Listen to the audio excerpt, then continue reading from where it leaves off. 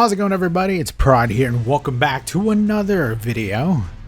Today we have a pretty cool topic just to talk a little bit about it. Just today, Elden Ring's Twitch Rivals just happened not too long ago, just pretty much finished. And I wanted to talk a little bit about it, both for people who have no idea what the hell I'm even talking about or referencing, and I guess my opinion on how the whole thing went. So for starters, if you guys don't know what Twitch Rivals is, it is basically a Twitch hosted tournament. It's mainly put together by like a specific creator who brings the idea forth, I believe, or maybe they offer them the idea. Then they make a whole tournament style event based on that game, and this time it happened to be Elden Ring. They usually do it for like shooters and stuff, you know, you see them in Warzone and Fortnite are like the big ones, obviously. Obviously, being Elden Ring, it's a pretty niche crowd, even though it's a huge game nowadays. But it wasn't like a massive, like you're not going to see 500,000 people watching this tournament live. You know, it was a couple thousand people, but it was freaking awesome to get like the spotlight on both the PvP community and the PvE community. First of all, I ended up watching the entire thing live myself and co-streaming it, and that was me and Twitch chat and Valentine. We were all watching it together and just having fun and enjoying it. So if you guys want to watch that, I'll link it in the description so you guys could watch the whole tournament together if you guys want. But it was basically a 2v2 style event for both PvE and PvP. They partnered together somebody who's a little bit more experienced, who you would maybe consider a professional in Elden Ring. And I know, don't quote me on that, alright? That's what they said it was. An Elden Ring professional paired together with somebody who is probably more of a noob. And again, this is what they called them. Somebody who's sort of inexperienced with Elden Ring. Basically, they had 2 hours, and in those 2 hours, they had to make a build that they would basically be taking into PvP. Now, there was many rules. For example, they had specific bans on some weapons, and we'll talk a little bit about some of those bans. There was a cap for rune level 50. You could only get a max upgraded weapon of plus 10 or a special weapon plus 5, so it didn't really even out because it would be more like a plus 12, plus 13 weapon or something like that. They had 2 hours, and then they would have a 1v1 dueling PvP style event. Now, like I said, it was really well put together. I thought it was a really freaking cool idea. While not all the players kind of matched the whole like pro/noob type of thing, I think that for the most part, it was done pretty damn well. It was an enjoyable experience all the way. And there was even a few notable faces in there. For example, Ouroboros was part of it, and Lobos was a part of it as well. Sadly, I could not participate. They did bring it forward to me like the last minute, like the last day before it happened. They had asked me if I wanted to be a part of it, but I've been dealing with this stupid ass jury duty shit that I've been having to look out for. So I didn't know if I would have to go to do jury duty that specific day that they had it, which is today that I'm doing this video. So I had to wait like literally an hour to see this stupid ass website get updated, just for it to get updated and be like, check back tomorrow to see if you have to do it another day. And then when I replied back saying I was available, the spot had been filled. So sadly, I was not able to take part in it. Maybe in another one if they ever do another one, but yeah, I don't know. I don't know. I think it's a little unlikely. So like I said, it was done very well. It was entertaining in both the PvE aspect. So they had 2 hours and they had a bunch of things to accomplish. For example, you can get a specific amount of points if you got a gargoyle killed with another gargoyle, or you killed the specific boss, you got a certain amount of points. These points were tallied up at the end of the 2 hours, and the first place would win the PvE section, which would get themselves a specific trophy, which is a cool little Pop Boy trophy, which looks awesome. Then after that, you'd have the PvP section, where it would be the same thing, where you have your own bracket, and then you'd duel it out with those same builds that it took you 2 hours to create. Now, being that it was a tournament, mainly for the PvP section, there was a couple of things that were restricted. A few really odd ones, for example, the Crucible Feathered Talisman, which was one of the things that was restricted, which basically makes it so you get more iframes, but you take more damage when you actually get hit. Kind of understandable, but not really, like nobody's really going to use it too much. There was a couple of things that were banned that were like way too late into the game, like there's no way you would have been able to get those things in 2 hours. And one of the things that you'd expect, pretty much the number one thing to be banned, which wasn't, was Bloodhound Step. And I know instantly you guys are going to think, oh, it was probably everywhere. And no, surprisingly, it really wasn't. There was a couple of people using it. One of those people being Ouroboros, which I thought was pretty funny because obviously he doesn't need Bloodhound Step, and for the most part the PvP section was sort of like a wash, but we'll explain that in a second.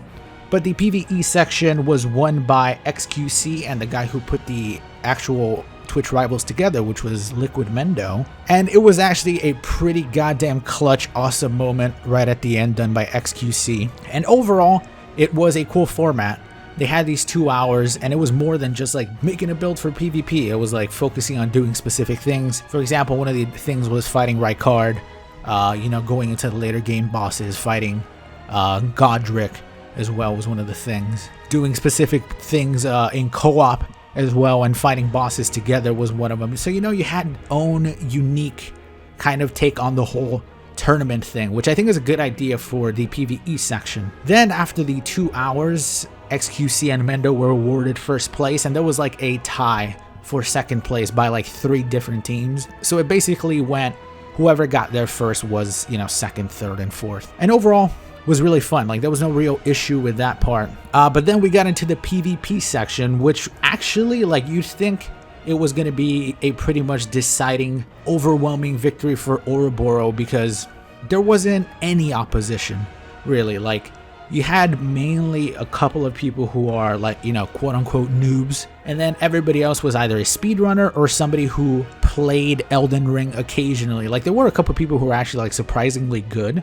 but it was just kind of limited. And then Ouroboros went in. Well, he's Ouroboros, you know, he's put almost 1,000 hours into just PvP in Elden Ring, so there wasn't really anybody that's going to stop him. But overall, like, the matches were fun to watch. The duels obviously completely unbalanced. Most of the people were using Vike Spear. I think pretty much the 2 most popular thing were Vike Spear, and then you had the Banished Knight Halberd, which, like, you instantly get +8. And like I said, there was a limit at +10, but it seemed like most people just kind of kept it at +8. There was a couple of controversial moments. For example, there was one specific moment, because like I said, things were banned, specific glitches were banned. Obviously, any type of health regen things were banned. You couldn't heal at all. So no Cerulean thing, no physics flash, so you couldn't use any of that. So right in the very first match, XQC versus another streamer, in the middle of a fight, XQC is basically 2 hits away from dying, uses the physics flask. So, like, right away they stop and are like, wait, what did he do? You're not allowed to do that. So, like, they stopped the fight, and he didn't really get a heal. All he did was get the bubble thing, which you'd think is like easy, okay, whatever, he used that, it didn't really do much, break the bubble and just continue the fight. But they waited something like 3 minutes for the bubble to run out, and then he's like, all right, you can get a free hit, basically. So she goes up to him, does a charged R2 attack, and then instantly another R1, which in my head was fair game, but I can see why he would think, like, oh, you're gonna get 1 hit and then we're gonna reset, go back to our spot and continue the duel. You know, him having 1 HP, like, he was gonna lose no matter what. Let's put it that way. He was gonna lose no matter what. So she went up to him, did the charged R2 into the R1, and then you kind of had him just being really angry about the moment. I could see it from both sides. It was obviously an accident. It didn't really change the outcome of a fight. It wasn't going to change the outcome of a fight. He wasn't going to come back and be like, I won because of the bubble. It was kind of, she had taken 1 hit from XQC. Wasn't really going to make much of a difference, but it was kind of a funny moment. And then you kind of had, from what people said, him raging quite a bit. And then his viewers being really nasty to the other streamer who did that, which is pretty scummy. I can't imagine he himself was telling people like, oh yeah, go talk shit on her stream. It's like some people are just real scummy, real shitty, and we're doing that. I can't imagine he would want that. And in reality, it was his fault for doing that. He should have taken all the heals off. And his excuse was that nobody told him you couldn't heal. Nobody told him you couldn't use any of the flasks, which everybody had the same rules, to be honest. The rules of no healing, everybody knew what all the rules were. Shit, I knew what the rules were before the thing started. So he definitely should have read the rules. It's his fault that he didn't read the rules. And it happened, and then everybody was really salty. But then, you know, she went on, I think, to lose the next match.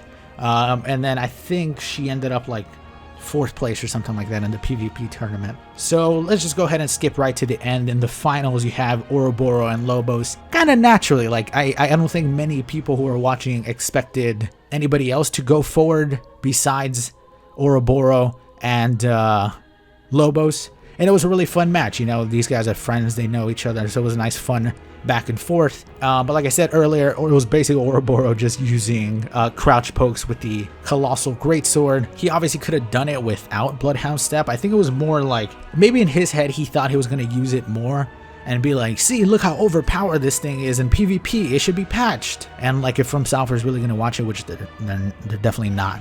I don't think From Software really cares. In the end, it was both of those guys, and then the victory went to Ouroboros between them. So it was basically the grand finals. But like I said, it was a 2v2 match. The whole PvP section, Ouroboros went. He took like 4 hits. He went to the end. And then it was the finals. So they had a different team actually be tied to each other. So they both had the same points. So what they decided to do is take the sort of, I guess you can say, noob person from the team, not being Ouroboros, being Ouroboros' teammate, the person he was matched up with who was like the noob, and have both of the noobs go head to head with each other. I thought it was a little bit like, right when it happened, I thought like, oh, this is kind of unfair, because the noob from the other team, who actually also made it to the finals, like, he was doing work, man. Like, he was using Vike Spear. You could tell he like knew what he was doing. He definitely was not the noob, and he was partnered with Disguised Toast, I think his name is. So he was partnered with that guy, and Disguised Toast was supposed to be the pro, even though I think he's played Elden Ring once, maybe. Like, he played through the game once, I think. But it definitely didn't seem like that. And the guy who was Ouroboros' teammate pretty much lost instantly. Like, in the first match, it was a good match, like the comeback from the person who he lost to, though. The person had 1 HP. The guy who was Ouroboros' teammate had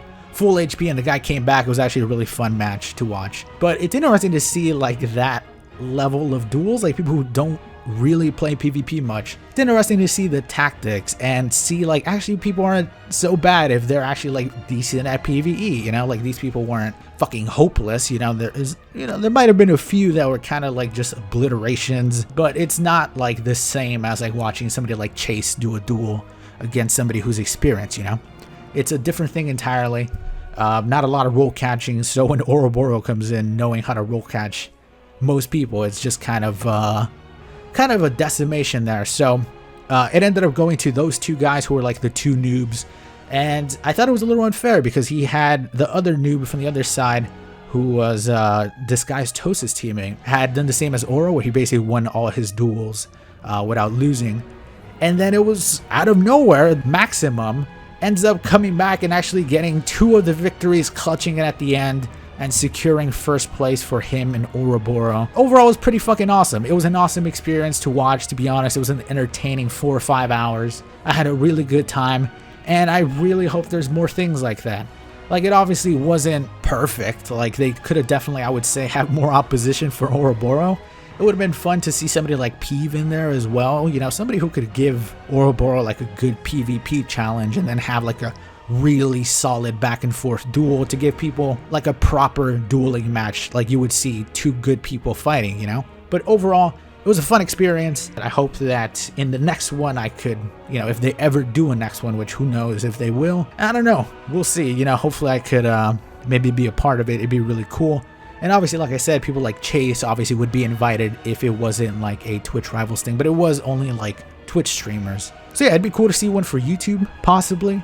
It'd be cool to see maybe one being held by somebody in the community who like plays the game every single day and is part of like the PvP and PvE community. It would have been really cool to see Lobos handle like all the people who actually participated in it. But overall, I think it was done really well. I think big props to Mendo for putting all the Twitch Rivals stuff together, and hopefully more in the future. Anyways, I just kind of wanted to talk a little bit about that. If you guys were watching, especially if you were watching with me, I hope you guys had fun. And let me know what you guys think of that whole format. You know, do you think it would be fun to have another like tournament style like that be held in the future? You know, I think it'd be a really cool, and it was nice to see Twitch Rivals Elden Ring. It was just a cool thing to see that, because it doesn't really happen too often for our community. But anyways, thank you guys so much for watching. I hope you guys enjoyed. Maybe leave a like if you did enjoy and made it this far. I appreciate it very much. Have yourselves a good one, and I'll see you in the next one. Bye-bye, everybody.